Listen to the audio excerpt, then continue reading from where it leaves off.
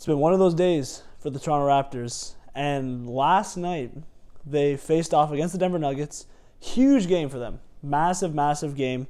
Raptors currently sitting, as we know, in the play-in tournament, looking to bump up, looking to make some movement towards where they want to end up 7, 6, 7, 8. You know, as I keep doing these videos, it goes from 6, 7, 8, somewhere in the top of the play-in tournament. And this was a really important game because the Toronto Raptors essentially at this point, you know, this is a game going into Denver. They have the best record in the NBA at home, 30-4, 31-4 now after this game. And down the stretch of this game, it was really, really close. Raptors, as you can see, it's 114-113, one-possession game. Prior to this, the Raptors had led for 44 out of 48 minutes. And near the end, we were seeing a classic Raptors kind of implosion, a little bit of really struggling offense in the half court. Couldn't get a bucket, couldn't buy a bucket, especially given that Pascal was struggling in this game. And then you get into this moment here, 113-114, 34 seconds left. And Nuggets trying to set it up, but they take it way too long. Start playing this video.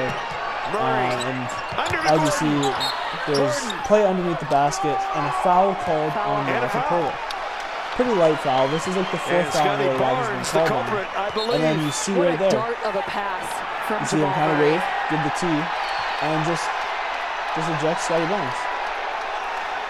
No, it's and not as you can see, Nick Nurse is livid by this call. Technical foul, and they just threw.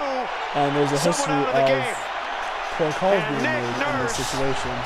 Scottie Barnes just got tossed. And he doesn't know why. I think he was actually caught. You see here, we're going to have to sort this out. They call the foul on Scottie's confused. His even this ref. Barnes out of the game. Look, you see the ref? So Murray. He doesn't know why. You just got to watch. It's hilarious. Like, you see him tee up and throw Scottie Barnes out. And you see the ref take a double take. He's like looking around to see who it was even on. That's how ridiculous this call was. And you see Scottie talking on the way out, as he should. Pissed off, obviously. Young guy, angry. And this is not him. He's not that guy. This is not the type of thing he does. So to see him go off in a kerfuffle like this was difficult as a fan because he's obviously our treasury. He's our young guy, our young player. And Toronto he hits both free throws. Jamal Murray does. They get the ball back. Or he hits the free throw, ball back. Raptors end up losing. I think another foul gets called after. They end up making the free throws. Raptors down 4.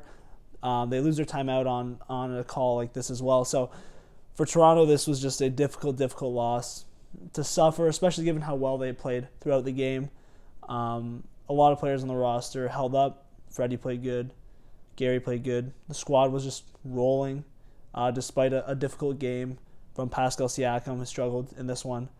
And yeah, you end up falling short during a difficult road trip for Toronto. They've got, a few big games coming up here.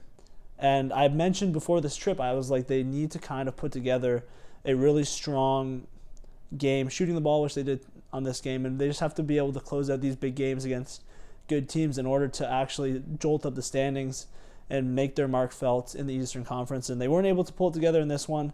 A lot of the blame in this one can actually go to the referees. This is a rare game where I actually succumb to the refs being kind of trash in this one. A lot of the time I give credit to the team that wins, and in this case, it felt like Toronto got a little bit robbed, honestly.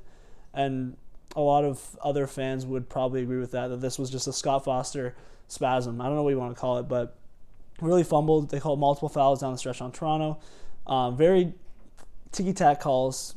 I don't even know how to describe it, but this was a difficult game. That's why this is a short review, because it's all just about that moment in the game and that kind of weakness that we saw persevere at the end. And yeah, I mean, Scott Foster has a couple of these every year where he just makes ridiculous calls. I believe he was actually somebody who gambled on the games he was refereeing. I don't know if he got caught for that or not. Don't quote me on that. I think that could be the case, which is hilarious if that is true. But yeah, tough one for Toronto. They've got the Clippers and the Lakers coming up. Back-to-back big games. Lakers, despite not having LeBron, have been playing okay. I think they won against the Warriors on Sunday, and they played. They're a solid team when Anthony Davis is rolling, and they've got a good enough squad around them to actually be a tough fight when you actually go into LA and try and play them. And then the Clippers are no easy bout. Probably the deepest team in the NBA. Team to watch out for in the playoffs. I predict them going to the conference finals against the Suns, I think is what I end up picking. And then the East, Bucks, Celtics. So you're trying to avoid those two teams because they're the best two teams in the East by far.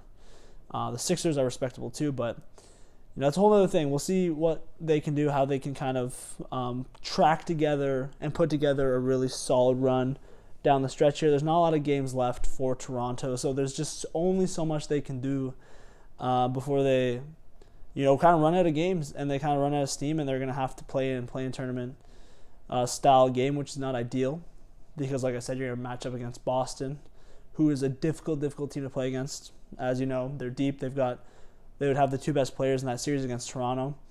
Whereas with Milwaukee, you've got Giannis and just a freaky team that's been really hot lately. They've been on fire. I think they won like 17 of the last 18 or something. They were on a huge win streak before they lost a game late last week or on the weekend. So just going to be a difficult one for Toronto to wiggle around, to operate. And I look forward to seeing kind of how the next couple of games unfold, because these are important ones before you got the Thunder, a couple other easy games, and then you move towards that latter part of the season where it's just you got a gun for the standings as high as you can. So pivotal games coming up for Toronto on this West Coast road trip. Look forward to seeing how it unfolds.